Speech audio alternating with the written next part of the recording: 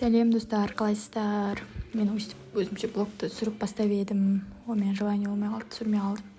Бүгін, Айзеренің соңғы қоңырау кеші, оқу жолының соңғы қоңырауы. Соң жолдан Кәусар соғып алып алдым. Таксиге мінгізіп алып, соң екеуміз ары қарай таксиге мініп алып Жангелдин мектебінен түсіп қалдық. Кәусардың бірінші рет келе жатқаны Жангелдин мектепке. Соң екеуміз таксиден түсіп мектепке қарай кірдік.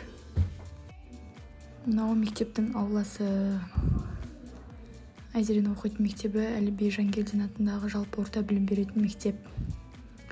Сол мектепке кіріп, мектептің мынау акт залы. Акт залға барсақ, ешкім жоқ, өзімізше біз қағып алып таксиге мініп келдік. Соң Кәусар ішіп пысқасын менің сумкамды ақтарды. Ішінде не бар екен деп. Содан ішінен шыққан SPF крем бірінші.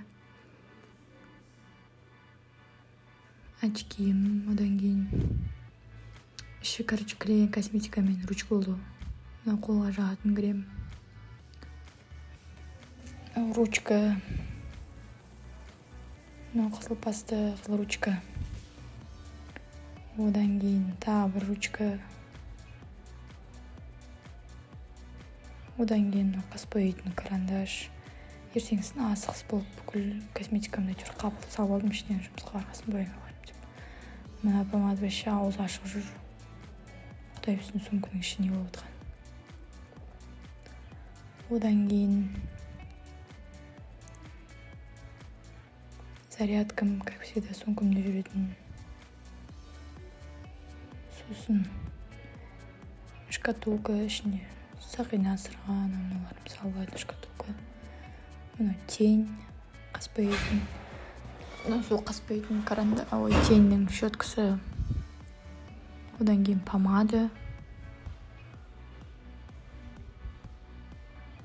Сосын қалтасында жүрген таспиев электронный. Және де очки сүртетін шүберек очкиімнің. Сонымен бітті ішіндегі заттар. Бір сағаттан кейін басталды Айзеренің концерті. Екі жүргізуші бастап жүргізді. Одан кейін Айзере ата деген өлең айтты. Видеоға түсіріп, арасында фотоға түсіріп алдым.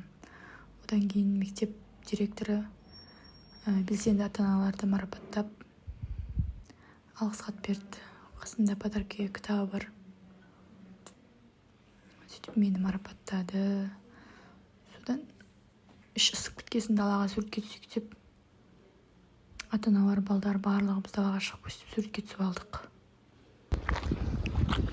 Достар, біз концерттен шығып неге қайтып баратырмық үйге. Біз Айзеренің сумкасын алып алдық, потому что уже кітаптан тапсырайын деп жатыр. Сондықтан алып алдық. Еще Мындай грамота берді маған дейді. Мындай Бауыржан Момышұлының өсиет сөздер деген кітабы арқасында. Енді қазір машина күтіп келе жатырмыз.